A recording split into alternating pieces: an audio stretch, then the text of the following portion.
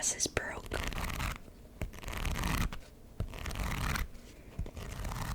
And so I'm gonna be reading it, but without my glasses. So I might struggle a little bit, but I think we'll manage. So I'm gonna start. So we are at one of Nick's chapters. It says Nick as like the chapter, but it's not the chapter, since it's two main characters. It's like it's his thought process basically. Anyways, so let's start. So I might have cried when the final bell went. Just a little bit. It wasn't as bad as Harry.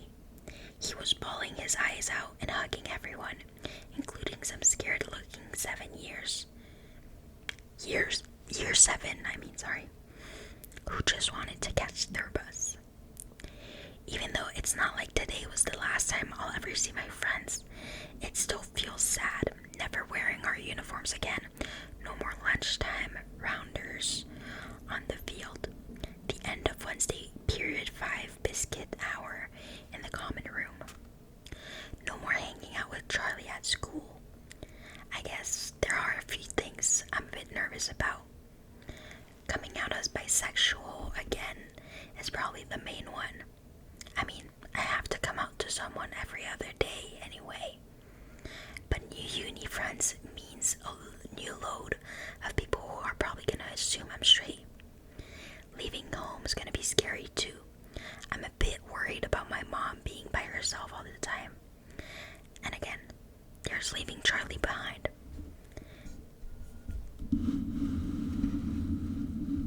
Okay, sorry. Still, there's a load of good things about leaving school. God, I'm ready for university, for doing my own thing whenever I want, for actually learning stuff I'm interested in, finally getting out of this dingy town, having my own place, buying my own food, choosing how to spend my time. It's scary, and I'll miss a lot of things, but I'm ready to go. Harry wants to know whether I'll be at his leavers party tomorrow. Charlie says from the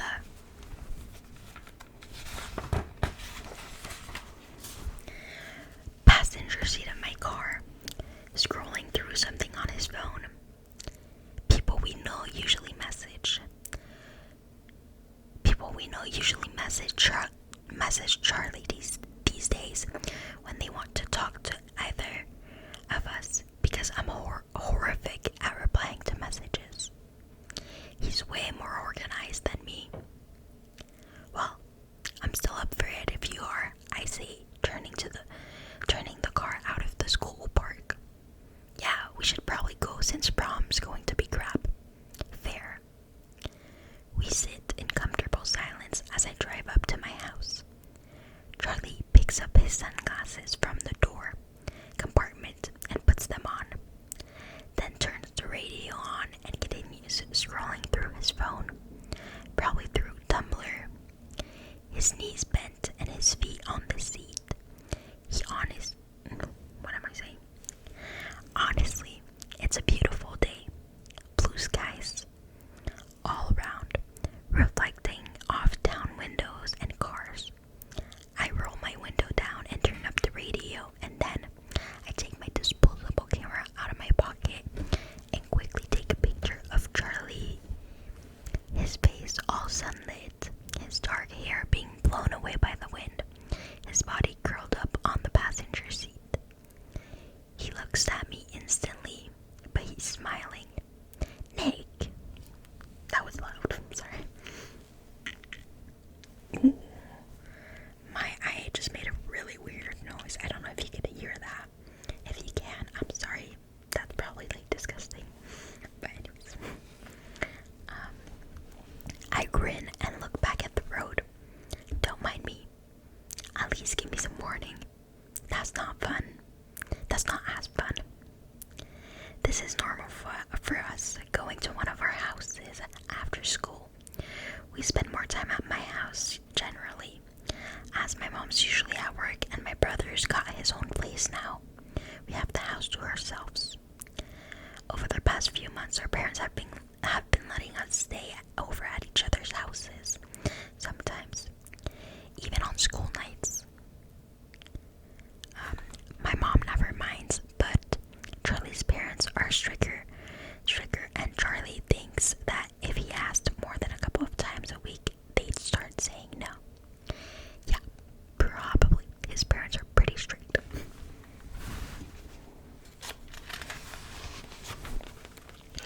We get that this isn't like normal. We think our parents see it's not normal as well. I mean, don't get me wrong, they're fine with it, but normal teenage couples don't sleep around each other's houses on school nights, do they? No, they don't. My parents would never. They don't spend every single day with each other, right? I don't know. We don't care. As you should, King. Valid. I'm just kidding. Things me and Charlie do together at our houses include play video games, watch TV and films, watch YouTube videos. That's what you're doing right now. Sorry. Homework, coursework, revision, nap, make out, have sex, sit in the same room on different laptops in silence, play board games, make food, make drinks, get drunk, plan trips to concerts, plan holidays, build pillow forts, have sex in pillow forts. Okay, it was only once, but it did happen, I swear. Play with my dogs, Henry and Nellie. Oh, he has 2 dogs now. I did not know that. Then we get a little representation of them doing all those things.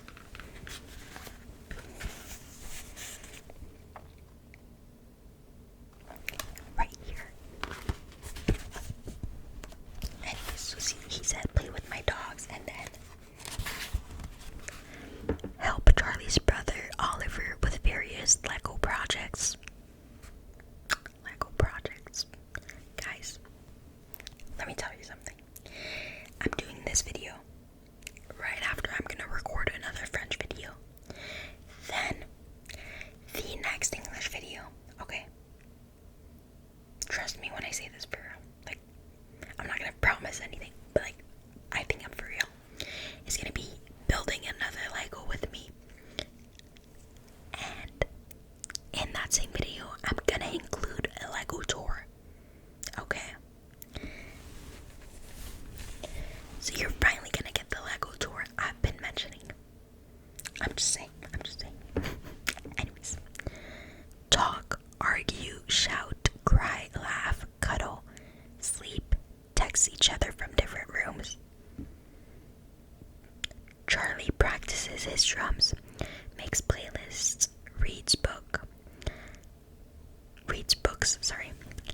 I take photos on my phone, draw on Charlie's when he's not looking, on Charlie. Make meals neither of us has tried before. We're pretty chill, maybe kind of boring, but in all honesty, that's fine with both of us. Today, nothing's different. We get in, we get drinks, I change into some jogging bottoms, and a sweatshirt.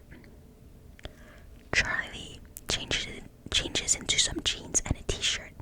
He left here yesterday, and then collapses onto my bed, stretches out on his stomach and opens my laptop. Do you want any food? I ask. I am about to go downstairs. I always ask him this after school.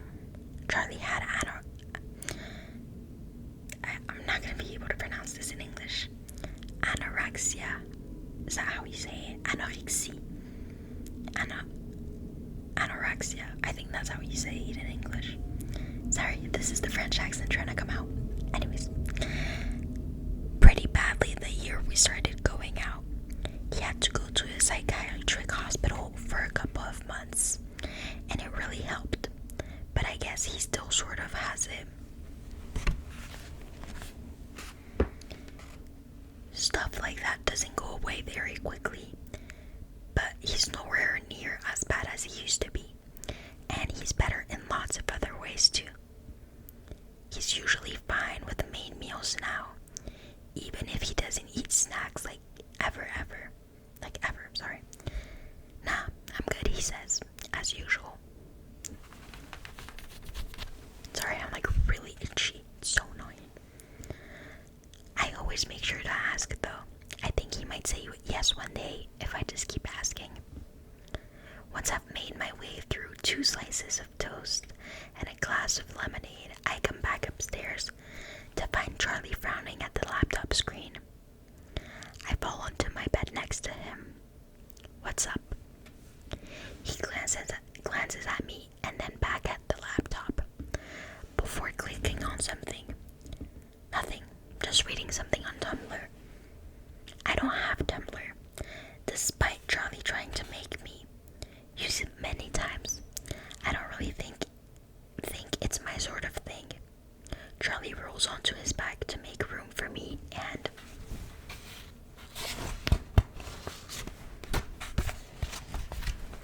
takes out his phone. I lie down next to him and pull the laptop towards me. He's already excited. Oh. Okay. Anyway, let me start over, because that is not the right sentence. He's already exited Tumblr, so it probably wasn't anything I would have been interested in. Oh, it wasn't anything that I would have been interested in. Sorry, I need to read quicker. On another tab is the page I started reading this morning about the University of Leeds rugby team, which I'm gonna try and join when I get there, if I'm good enough. That's where I'm going in September, the University of Leeds. It's pretty far away, like 200 miles or something, and me and Charlie have obviously talked about the fact that we'll be long distance. While it's not ideal and nowhere near as great as the way we hang out every day at the moment, we're both completely fine with it. I don't believe that. Anyways, Charlie has a part-time job at a cafe now, so he reckons he can get the train to see me every few weeks, and I can get the train back every few weeks. And that means we'll definitely see each other at least every 2 weeks, if not more. We'll text and call and FaceTime loads anyways. I start telling Charlie all the facts about Leeds rugby team, how many tiers there are at the university, and whether I think I'll be able to get in. I honestly do. I mean, I'm pretty good at rugby in my opinion. How much their gym membership is, and whether I'll be able to get a job somewhere when I get there. Whether it's worth trying to get a sports scholarship. Whether I'll be really crap compared to everyone else, and how nice their uniform is. Green and white. I'm sorry, guys. Charlie stays still on his back and listens and asks a few questions. But after I've been rambling on for a while, I can tell he's getting bored because his voice whitens. Is that how we say it? I don't know. Anyways, I've never seen that word before. And he starts fiddling with my sweatshirt sleeve. And then, as I'm in the middle of a sentence, he rolls onto his side and pulls me down by the back of my neck for a kiss. Which sort of takes me by surprise because we're long past the stage of needing to make out every time we're alone. After a few seconds, I go to move backwards, but he just pulls me further down. I laugh against his lips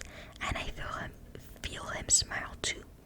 But neither of us stop, and after a minute or so, I feel my hand subconsciously reach to run through his hair. This is a bit of an odd time of the day for us to be doing this, but it's difficult to care, especially when he surges forward, so he's lying on top of me. Did you want to talk about something else? I murmur, wondering where this has come from. I push his hair back from his forehead. I probably have a thing for Charlie's hair. He meets my eyes, then he sits up, leans back, and switches onto the radio. The fascines, I don't know how to say that, I'm sorry, are playing. He moves back down, tilts his head, and says, "Not really." And then his lips are on mine. Okay, so I am done with the next chapter, and we are at 19 minutes. So let me see. The next chapter is a Charlie one. Let me see how long it is, and if it's not too long, I might read it, and if it's too long, then I won't. Let's see. 1, 2, 3, 4, 5. It's 5 pages. I can read that for you. Okay. So now we're at the Charlie chapter. Basically, I hate hearing Nick talk about university. I'm a horrible person. He's ridiculously excited about going to uni, and he should be. I'm glad he is. But lately, he's been talking about it all of the time. And every single time he mentions it, it just reminds me that we're approaching the end of this. That come September, I'm getting left behind. Basically, I'm scared. People keep messaging me on Tumblr about it too. And they haven't been helping. I've got quite a lot of followers on Tumblr, and many of them are interested in Nick and me. Like, really interested. It's a little creepy, actually. So as soon as I mentioned that we'd be long distance from September, I was flooded with Tumblr asks about how I should be prepared for all the horrible things that come with long distance relationships. And they're pissing me off. I stopped answering them a couple of days ago, but people are still sending them. I don't even understand why all these people care that much.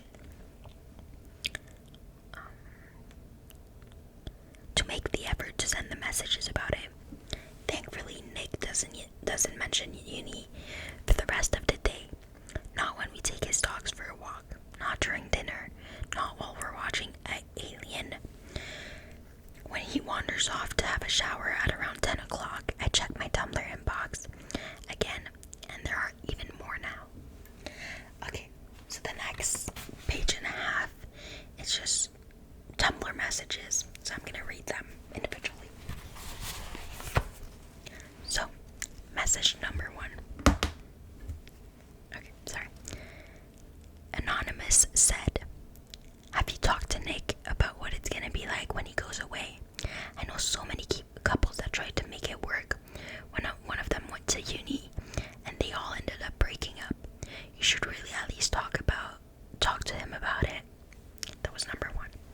Number 2. Anonymous said, "Isn't it weird? You've been together so long though. Like 14 is so young to get into a relationship. You shouldn't feel like you have to stay in your first relationship forever." They're not wrong, but also like, shut up. Number 3. Anonymous said, "Dude,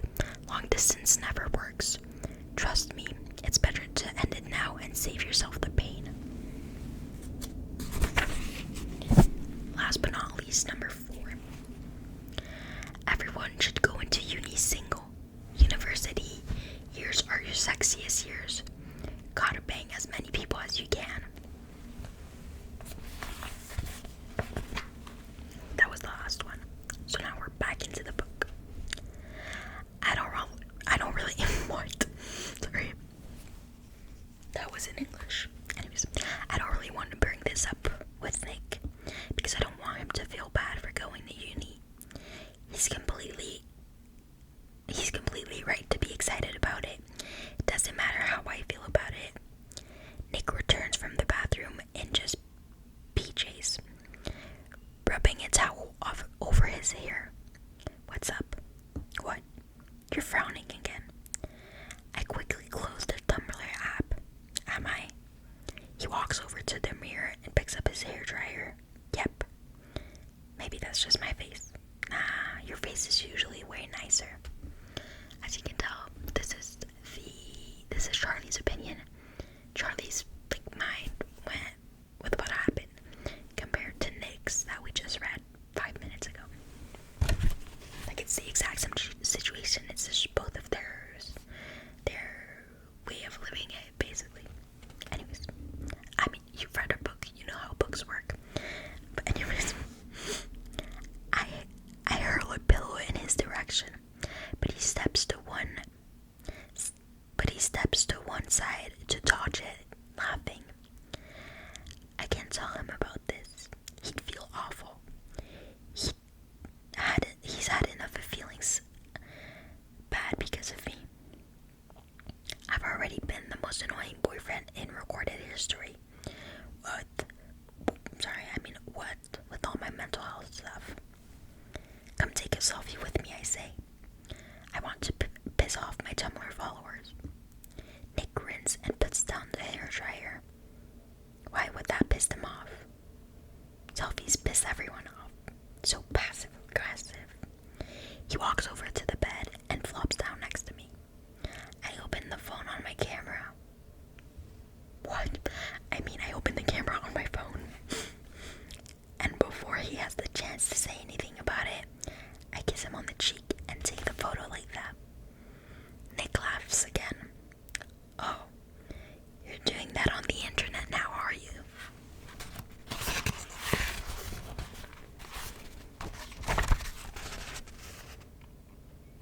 Picture time. I'm sorry, that was really weird. I wrap my arms around him. You know, it's what they all want. At least let me sort out my hair. It looks good when it's wet. We lean our heads together and make a peace sign with one hand and take another picture. Then I take one of us actually kissing. But I don't put that one on Tumblr. Some things are nicer if they're just for us. You are not wrong.